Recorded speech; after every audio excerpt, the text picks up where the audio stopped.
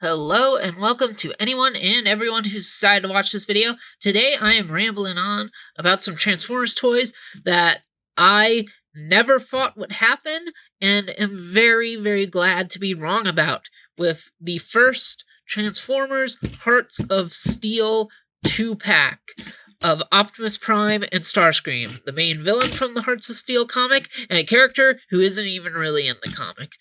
And I am so glad to see these, just because I think Transformers Hearts of Steel is a flawed but very fun, very interesting comic, and it's really cool to see it get some proper Hasbro representation in toy form. We've had third-party ones from here to there from time to time, including good old Steve Train, but it's just nice to get these official ones, and it's definitely something I never thought would ever come back for any reason. It's interesting how IDW doesn't have the Transformers license anymore, and suddenly we're getting so many figures based off IDW content. But anyway, let's start with the guy who's actually in the comics, Starscream here. Here he is in his very hard to get focused on the camera, but there we go. Biplane-like mode, flying machine mode. Obviously, planes were not invented at the time this book takes place, so they had to get a bit more inventive here with characters like Starscream, a bit more experimental, come up with ideas. They do explain where this vehicle mode comes from if you read the book. And it's very, very fun. Definitely takes some slight inspiration from original prototypes. I wouldn't say it's too much like those Leonardo da Vinci flying machines, if you've ever seen those. It's a lot more of its own thing. I think there are some prototype flying machines that kind of look like this, but I don't remember any of the famous ones really looking close to this, but it's got a nice Art Deco piece. It definitely fits the steampunk aesthetic. I adore the propellers on him, and you can see he's got his little Gatling guns there with the little nubbins on them that I guess are meant to hold those rubbery, melty blast effects Transformers come with. I haven't tried any on him, and I will not be trying any on him because those effects are terrible. He's also got these bumps here on the top of his turbines that I almost thought were like some kind of weapons ports because of the holes in them.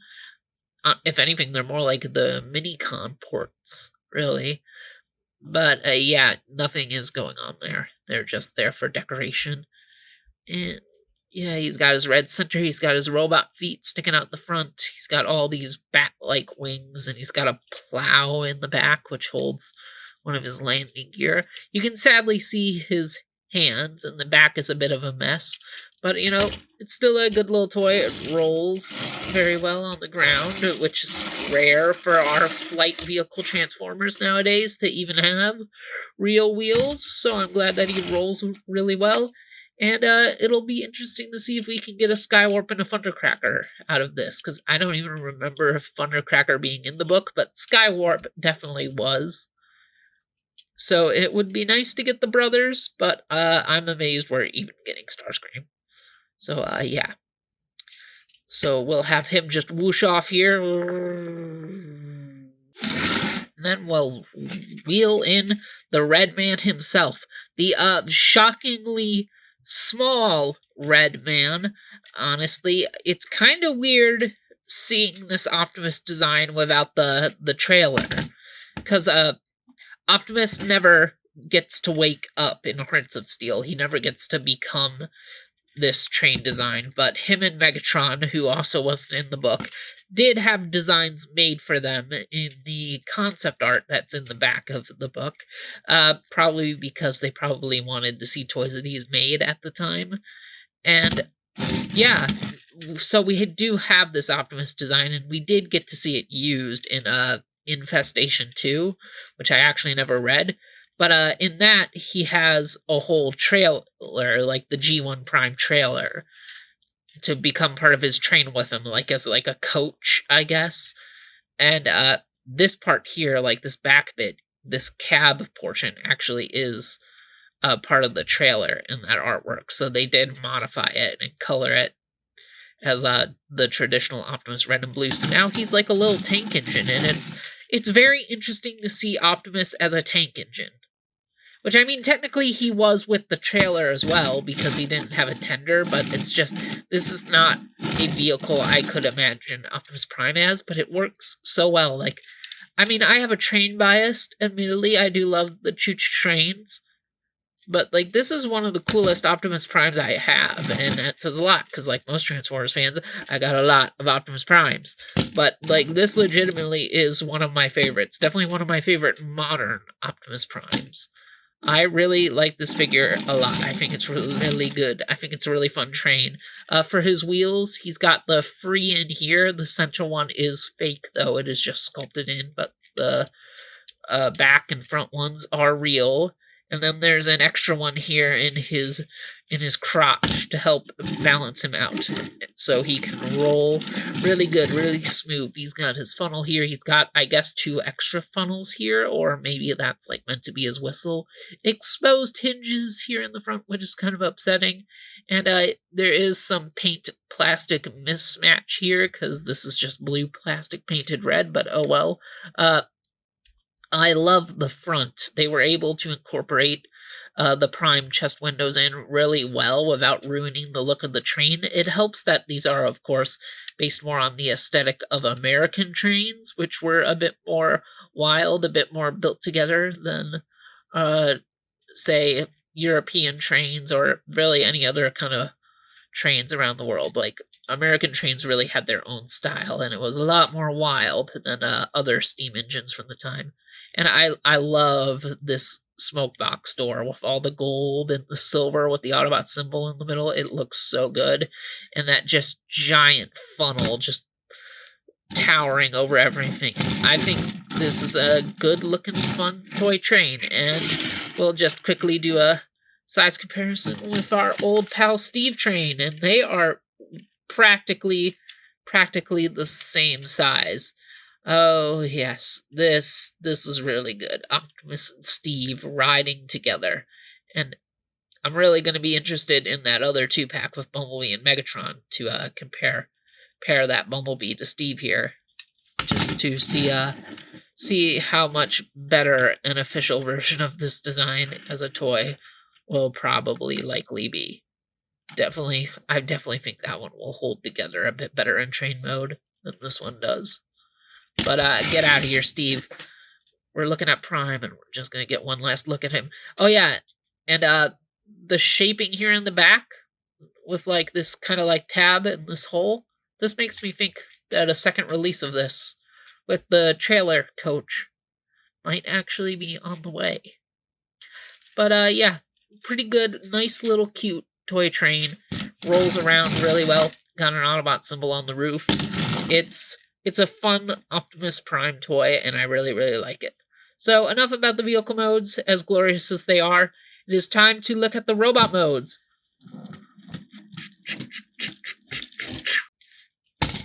And here they are, and they are looking really, really cool. And we will start with Starscream again, and you can lower his wings to make him take up less room, and I believe this is technically more accurate to the comic, and I tend to keep him this way. It's been a while since I've opened up my copy of the comic, so I haven't properly seen it in a while, but you can only get the Decepticon logos, keeping them spread out wide like this. And yeah, he's pretty good. I do like the robot mode. I think I have more fun with him in his plain mode, not because there's anything really wrong with the robot mode, but it is just another Starscream toy. And yeah, it's pretty fun. He still has this propeller in his chest, which I quite like. I do think this is a very fun depiction of Starscream's shape, transplanting him into the very steampunky style. You do have to weirdly take off his guns to transform him, even though they go in the exact same port, like they're still ported here into his arms. And I guess you can try, but it's like a bit harder to like finagle around the guns when you're transforming him because his arms are stuck in the middle of all this plain gunk. As you can see, he's got his lower wings hanging off his hips, which is pretty fun. This back piece, the part that's painted, is really weird because it's on this hinge, and the instructions point it out as like a transformation step, but you don't have to use it at all. It's very bizarre, and there's the little plow that was in the back of the jet just hanging off his back. And he's also got the extra plow thing that was under part of the undercarriage out here for his waist piece. And yeah, he just has all the traditional articulation for a transformer. He's got knees, he's got ankle tilts, he's got the hips. These come apart sometimes from his shoulders just because of how the transformation works. So sometimes you're going to have to fold down the shoulder pads. And sometimes the propeller can be blocking his face. Speaking of which, he's got a very, very interesting version of the Starscream face. Has a bit of a dragon-like flair to it with those big old ears. That's what I definitely think of when looking at this version of Starscream's noggin. And yeah, it's pretty neat. I do enjoy this version of Starscream. Ironically, even though he is the character that is actually in the book, I'm not really buying the 2-pack for him, because I do definitely prefer Prime here. And we will look at Prime, and yeah, he's a deluxe class Prime. He's very thin. He's a bit ropey. That's kind of it. Just has to be a thing with this design, but I mean, G1 Prime was pretty thin too, especially in the animation, but even in the original toy. So, like, Optimus is a much thinner chap than we give him credit for, at least in the original continuity. We do love to bulk him up now in most incarnations, but traditionally Optimus was actually pretty lean, so this is technically a more classical look for the character. I do like the long shoulders. I was talking about Steve Train earlier because I brought him in, but like there was a third-party version of this Optimus. There was of Starscream too, but like Optimus was the first Hearts of Steel design to ever get a third-party one, and that one actually transformed into the trailer piece. Like that became a huge chunk of the robot. So it makes me really intrigued how Hasbro was able to incorporate the whole robot into just that front engine part. Because I guess that third party one has just made me think of how this figure transforms, that it would have had to become that extra trailer bit. And the fact that the engineers at Hasbro and maybe Takara, if Takara even worked on these figures, were able to do this the way they did is pretty cool. You can see the red from his cab goes into the back of his legs. And he does look really nice. He's got the wheels on the sides of his legs, which is always a fun look for Prime. The forearms, very traditional. I like the plow becoming little hip skirts, and you can see there's some extra paint in there so that he has black all around the front part of him. That, of course, that gets covered up by the plow in train mode since it just slides in like that, but we gotta have it splayed out here in robot mode. Very thin waist, but that's fine. The cool smoke box becomes a cool piece of chest armor.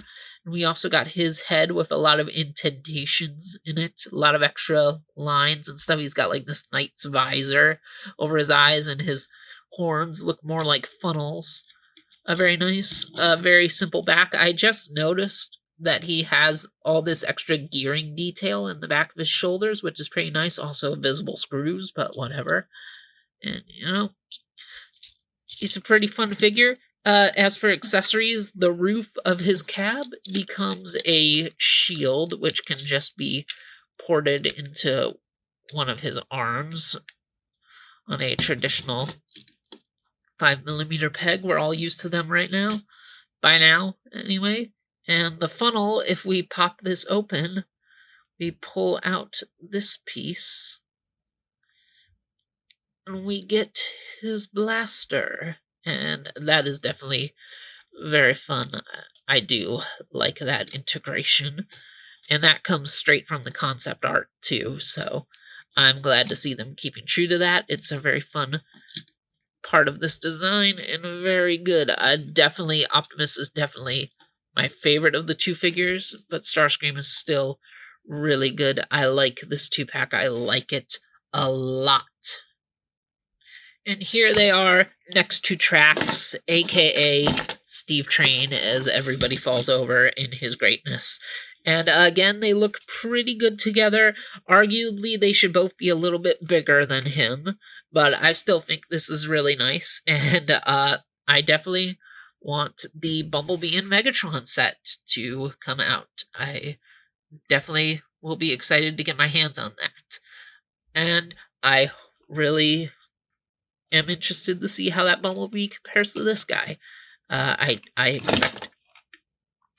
expect that Bumblebee to be better. But yeah, overall, this is a very, very fun 2-pack. Prime is definitely the more interesting figure than Starscream, but Starscream is still very enjoyable. So, good 2-pack based off one of the most unique and fun Transformers comics. And what are some other designs from Hearts of Steel you guys like that you guys would want to see toys of? For me, number one is the Insecticons, that big Insecticon combiner train. And then probably Prowl and Hound. Those are like my tops. Those are the designs I like the most. But yeah.